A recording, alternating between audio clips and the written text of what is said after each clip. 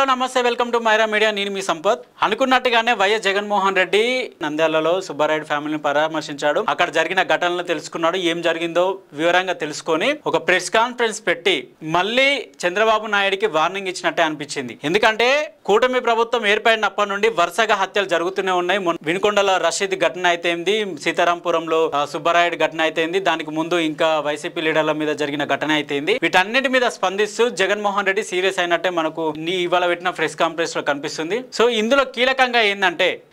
ఇలాంటి హత్య రాజకీయాలకు తెరలేపుతున్నారో అలాంటి వారికి గట్టి హెచ్చరికగానే అనిపిస్తుంది ఎందుకంటే గత కొన్ని రోజులుగా కంటిన్యూగా వరుస హత్యలు జరుగుతూనే ఉన్నాయి వినుకొండలో జరిగిన ఘటనతో ఢిల్లీలో ధర్నా చేసిన జగన్మోహన్ రెడ్డి నిన్న ఏదైతే నంద్యాలలో జరిగిందో దానికి సంబంధించి కూడా సీరియస్ అయ్యిండు దీని మీద సుప్రీంకోర్టుకైనా హైకోర్టులో కేసు ఇస్తాం హైకోర్టు కనుక దీన్ని టేకప్ చేయక హైకోర్టులో న్యాయం జరగకపోతే సుప్రీంకోర్టుకి వెళ్ళి చంద్రబాబును నారా లోకేష్ ని అవసరమైతే డిప్యూటీ సీఎం ను కూడా ప్రతివాదులుగా చేర్చేందుకు నేను సిద్ధమైతా నేనే దగ్గరుండి పోరాటం చేపిస్తా నేనే దగ్గరుండి కేసు వేపిస్తా అని చెప్పేసి జగన్మోహన్ రెడ్డి గట్టిగానే హెచ్చరించాడు సో ఇలాంటి పరిణామంలో పదే చెప్తున్నాడు జగన్మోహన్ రెడ్డి రాష్ట్రంలో అరాచకం పేటరేగిపోతుంది టీడీపీ కార్యకర్తల చర్యలు టీడీపీ కార్యకర్త అరాచకాలు దుర్మార్గాలు ఈ దాడులను చూస్తుంటే రాష్ట్రంలో ఖచ్చితంగా రాష్ట్రపతి పాలన పెట్టాలి అనే ఒక జగన్మోహన్ రెడ్డి నినాదం ఏదైతే ఉందో దానికి బలాన్ని చేకూర్చే విధంగానే ఈ టీడీపీ పచ్చమూక గ్యాంగులు చేస్తున్న ఈ అరాచకాలు కూడా దానికి సపోర్ట్ చేస్తున్నట్టే అనిపిస్తున్నాయి సో మరొకసారి రెడ్ బుక్ రాజ్యాంగం అనేది రాష్ట్రంలో ఏలుతుంది రెడ్ బుక్ రాజ్యాంగాన్ని పక్కన పెట్టకపోతే మీకే మంచిది కాదని చెప్పేసి జగన్మోహన్ రెడ్డి కూడా హెచ్చరించిండు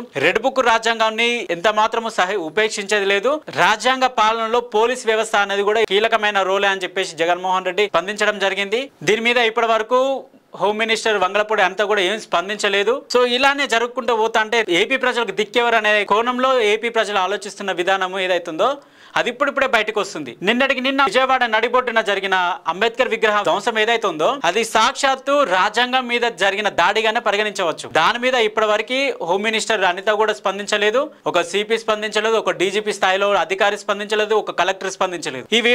ఇవన్నీ రెడ్ బుక్ రాజ్యాంగంలో ఉన్నాయంటే మీరు ఒక పని చేయండి ఆ రెడ్ బుక్ రాజ్యాంగంలో ఉన్న పేర్లన్నీ మీరు ఒక లిస్ట్ ప్రిపేర్ చేసి ఒక ప్రెస్ నోట్ ఇవ్వండి వాళ్ళు కూడా సిద్ధమైపోతారు కదా అది రెడ్ బుక్ రాజ్యాంగంలో ఈయన పేరున్నది సో మేము సిద్ధం కావాలి అని చెప్పేసి వాళ్ళు కూడా అనుకుంటారు కదా ఇది ఏపీ ప్రజలకు ఎంత మాత్రము మంచిది కాదు సుపరిపాలన చేస్తారని చెప్పేసి మీకు అధికారాన్ని కట్టబెట్టిండ్రు ఈ అధికారం వచ్చిన తర్వాత రెడ్ బుక్ రాజ్యాంగమే ఏలుతుందని చెప్పేసి ఏపీ ప్రజలు అనుకుంటున్నారు సో ఇప్పటికే భయభ్రాంతులు అవుతున్న ఏపీ ప్రజలకు కొంచెం ఊరట కలిగనించండి సో మీరు ఏదైతే హామీ ఇచ్చారో ఆ హామీల మీదనే మీరు ఫోకస్ పెట్టండి తప్ప ఇలాంటి అరాచకాలు ఎంత మాత్రం మంచిది కాదు అని చెప్పి ఏపీ ప్రజలు అనుకుంటున్నారు కాబట్టి ఇలాంటి అరాచకాలకు ఇప్పటితో స్వస్తి చెప్తే మంచిది అని చెప్పేసి ఏపీ ప్రజలు కూడా అనుకుంటున్న సందర్భంలో నారా లోకేష్ అయినా చంద్రబాబు అయినా డిప్యూటీ సీఎం అయినా కూడా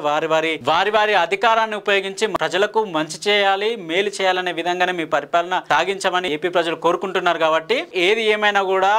ఆంధ్రప్రదేశ్లో ఇలాంటి వరుస దాడులు ఆగితే మంచిది రాజకీయ పూరితమైన కక్షపూరితమైన దాడులు ఎంత మాత్రము ఏపీ ప్రజలకు కూడా మంచిది కాదు ఇలాంటి ప్రభుత్వాన్ని మేము ఎన్నుకున్నదని చెప్పేసి వాళ్ళు అనుకుంటున్నారు కాబట్టి ఇక మీదట ఇలాంటి దాడులే జరిగితే అది ఏపీ ప్రజలే ఇష్టం ఇక ఏపీ ప్రజలు ముఖ్యమంత్రి చంద్రబాబు నాయుడు నారా లోకేష్ పరిపాలన అప్పగించినప్పుడు భరించక తప్పదు మరిగా మీరు ఎదురు తిరుగుతారో లేకపోతే కాళ్ళ కింద తిరిగి ఉంటారో అది మీ ఇష్టం సో ఇది